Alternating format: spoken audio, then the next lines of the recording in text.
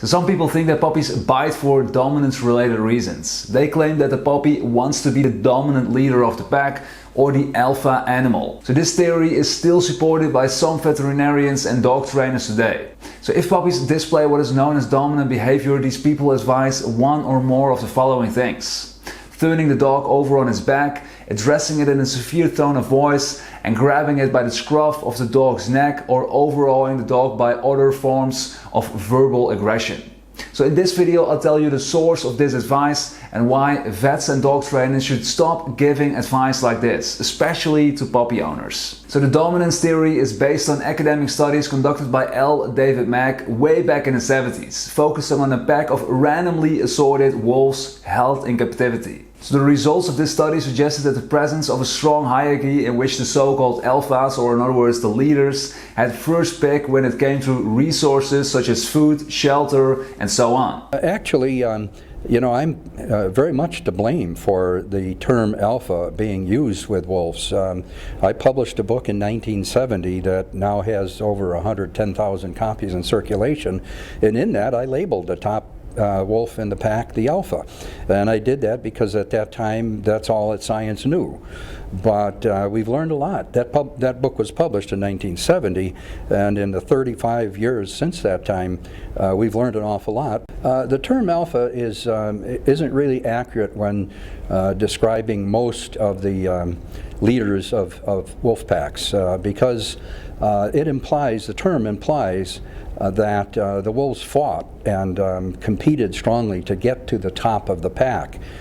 In actuality, the way they get there is merely by mating with a member of the opposite sex, producing a bunch of offspring, which are the rest of the pack. So the notion of an alpha suggests that wolves compete for leadership with the pack members. So the alpha secures a position by displays of verbal or physical aggression towards the other wolves and by winning fights. So this simple assumption that dogs are the descendants of wolves led to the conclusion that this social etiquette applied to dogs as well. Another assumption was that every dog has alpha dog, or in other words, leader ambitions, even in relationships between dogs and humans. So this study became immensely popular in no time, which caused many people to train the dogs accordingly. People would adopt a dominant and, if necessary, an aggressive stance towards the dogs in order to be and to remain the alpha, or in other words, the leader of the pack. Mack, however, has not been idle in the years since his 1970 publication. He continued his studies into wolf behavior, only now he focused on wolves in the wild rather than sticking with captive animals. For example, this is the book he wrote and published in 2003. It's a pretty thick book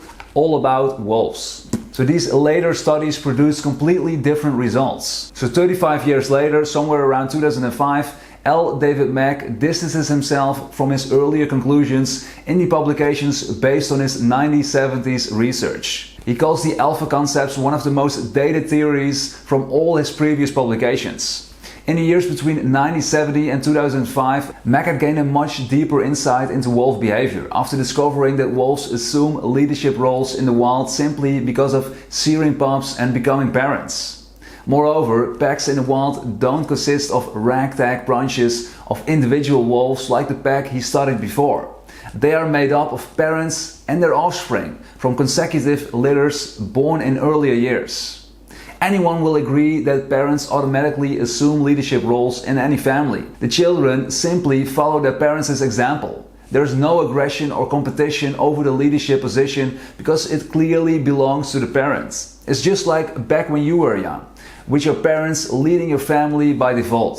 So as it turns out, the dominance and aggression notion is completely outdated. Puppies don't bite to dominate the family or to become alpha dogs. To your puppy, the leader role is clear from the very beginning.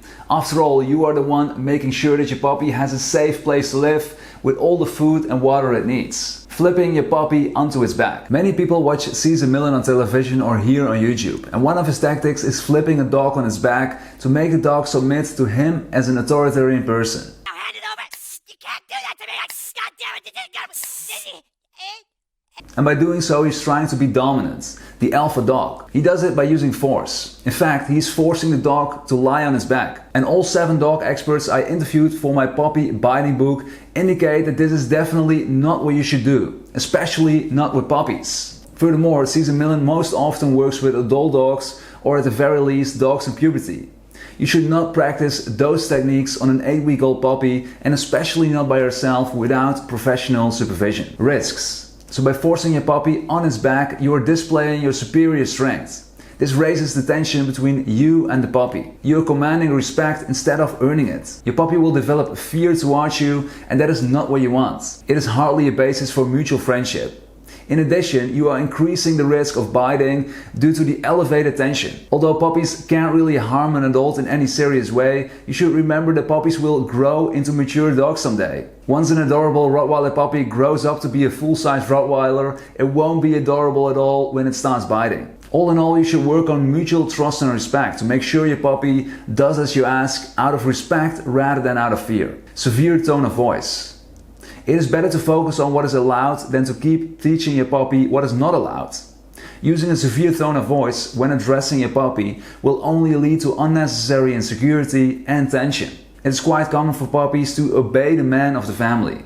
In general, male voices are much deeper, and if a man shouts out loud, the whole house will hear. A puppy will be deeply impressed, making it likely not to repeat its undesired behavior when the lord of the mansion is around. Instead, the puppy will start displaying these behaviors around the weaker family members, usually the children. This is the reason why you should always try to anticipate. Study the puppy carefully so that you know when it is going to behave in certain ways. Suppose you notice that every time you are sitting on the couch, your puppy is likely to drop by and try to get your attention, biting your socks and trouser legs every now and then in the process. If this is the case, be sure to have a dog toy handy next to the couch and hidden from your puppy's view. And speaking of dog toys, check out these super chewer toys that are best for puppy biting. These super chewers are extremely durable and super tough.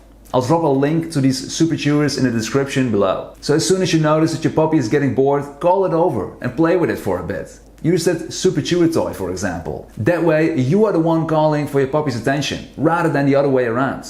So the basic principle here is to prevent the behavior that you don't want to see by rewarding the behavior that you prefer. Catching a puppy by the scruff of their neck. So this is another tactic derived from L. David Max's 1970 study. People who apply this tactic use their hand to mimic a dog's mouth. If a puppy does something that is not allowed, they grab it by the scruff of its neck to let it know that it has gone over the line. Maybe you've done that yourself one time already.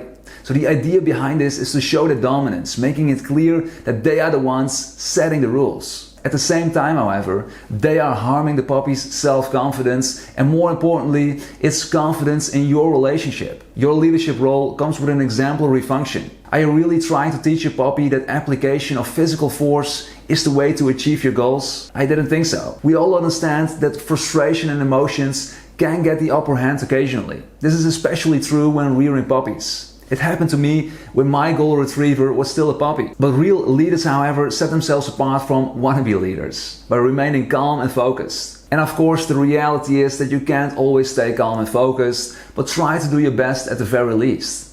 If you're having trouble keeping your emotions in check in certain situations, which is understandable with puppies, ask your partner for assistance so that you can cool off somewhere. They give the same advice to parents raising babies these days. Using a water spray bottle. Suppose your puppy regularly bites the legs of your table and you can't make it stop doing so.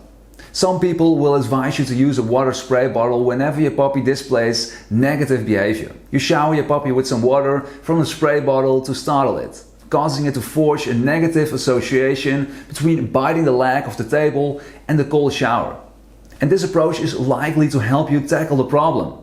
Your puppy is startled, developing a negative association with biting the leg of the table. Even so, you are employing an aversive training method in which punishment is linked to problematic behavior. And to put it differently, you are correcting your puppy's behavior instead of encouraging desirable behavior. The danger here is that your puppy may grow afraid or insecure, and that is definitely not something you want to happen. Your goal is to transform your puppy into a stable and self-confident adult dog. And to achieve that goal, you need to focus on the behavior that you do want to see, rather than on the behavior you don't want to see. Sounds easier said than done, right? Yeah, that's because it is. Well, there you have it. Some thoughts on dominance and aggression within puppies. So if you learned a thing or two, make sure to click the thumbs up button and subscribe to the channel if you haven't done so already.